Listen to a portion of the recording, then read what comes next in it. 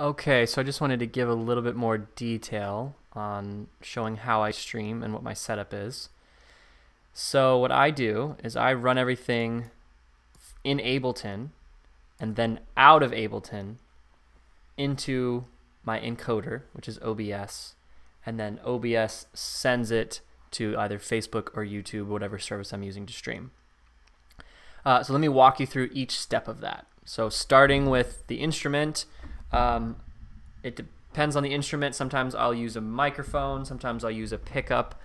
It just depends, but basically you'll have an audio source. I'm gonna basically assume that you know what a microphone is. So I run that source into my Scarlett audio interface. This is a 18i8, pretty cool interface. I've got 4 inputs here on the front. And so I run multiple microphones into that interface. So then the next part of the thing is, the next part of the flow is in Ableton. So here I am in Ableton here on the left. Just so you can see, I can got my audio preferences here. I've got the input and the output going into that Scarlett 18i8 interface. So it comes in through that. Channels 1 and 2 I usually have as a stereo pair of microphone. And instead of doing one channel per microphone, like I could do it this way. I could have, one whole channel for the left and another whole channel for the right. And I would say, microphone or channel 1 goes to there and channel 2 goes to there. And then I could like pan them like that. That'd be one way to do stereo. But an easier way is to do it the way that I do it, which is to put both tracks 1 and 2 coming into Ableton. So you'll see that they're separate. Like if I touch one microphone, that's just the right side, and then the other microphone is the left side. So that's how I recommend you do stereo devices. It's also nice because then you can always record and add effects to that channel, and you don't have to duplicate everything to a second channel. So then another thing I do is I have a second microphone coming into a second channel. It's called Underboy because it goes under the instrument.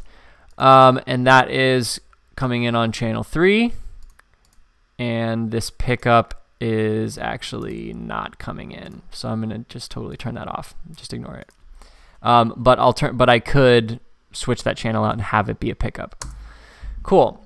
So, and then what I do is once I've got those microphones coming into Ableton through the right interface onto the right track, then I can add effects to that track. So usually what I do is just to add a little bit of reverb, especially on my hand pan.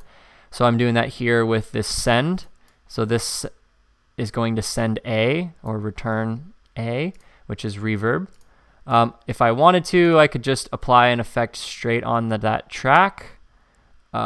It would be similar, and it would probably be a little bit more wet sounding, a little bit more obvious and like overtaking if I do it this way. That's totally an option, but I usually just do the return track. What that is you're going to keep this original sound, but then on top of that, you're going to add in the affected sound. So basically, when I change this knob, that's adding more or less of the affected sound. So that's how I do that. And then I also I turn on monitoring. So basically, the sound is coming in through that microphone and immediately out through, or it's coming in through the mic, going through the effects, and then the output is going out the output of that first audio interface. That Scarlett 18i8, that's where I'm sending audio out from. And I'm monitoring that, which means it's happening live. So I don't have to actually hit record in Ableton. It's just like sending that audio in, processing it, and sending it out. Then from there, that gets sent via just real cables to a real device, a physical device, which is a second audio interface, which is my M track. So it's an M audio, M track 2x2 interface with just 2 simple line out cables going from the Scarlett into the M track's inputs. Then I take that input in OBS. So here on the right side of the screen, I'm here in OBS, and I have this input device that is the M track. So if I click on properties, I can see that that's the M track 2x2. And then here on my actual device, I just make sure that my levels are set properly. And then that's how I'm able to get sound into Ableton, use all the effects in Ableton, even add other loops and different things in Ableton, and then just run that out to my second audio device and use that second audio device as my input source in OBS. And then also in OBS, I have display, so I can either show my display or I can show my webcam, like that. Then when I'm ready to go, I click Start Streaming and make sure I'm connected to my other source. You can check out the Summer Sessions launch video that I just put out on YouTube that shows you kind of the OBS side of things and how to connect to YouTube and Facebook. If you have any questions, feel free to drop a comment. I'll be happy to answer them throughout the week.